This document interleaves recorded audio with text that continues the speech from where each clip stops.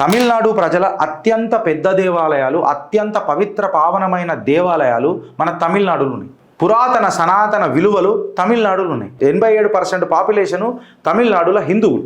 ఈ 87% హిందువులు సనాతన ధర్మము కూడా వచ్చి ఎరాటికేట్ చేస్తానంటే కుసోని చెక్కబదన చేస్తారు చూడు, నా కరికాలకేని మండుతుంది.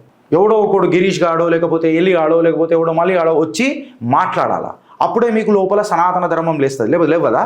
పీకనీకున్నారా భూమి మీద? మీరు ఉద్యోగాలు పని చేసుకుంటా జీతం చేసుకొని మార్గదర్శి లేకపోతే ఆ చిట్ ఫండ్లలో పైసలు జమ చేసుకొని పేపర్ తీసి ఇట్లా చదివి దునియా మారదు. నువ్వు మారినావురా?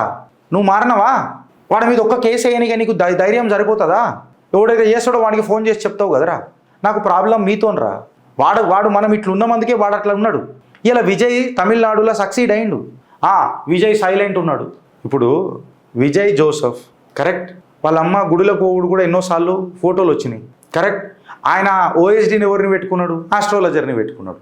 అంటే ఈ ప్యాటర్న్ చూస్తే తమిళనాడులో జరిగిన రాజకీయాలకు భిన్నంగా నేను అందరినీ కలుపుకోపోతా, ఇటు హిందువులను ముస్లింలను క్రిస్టియన్లను అనే కాన్సెప్ట్ మీకు మూట కనిపిస్తలేదా? ఇప్పుడే విజయ్ మీద పోయి నువ్వు గడ్డపరదించుతానంటే ఫాయిదా అయిందిరా, నాకు అర్థం కాదు. కానీ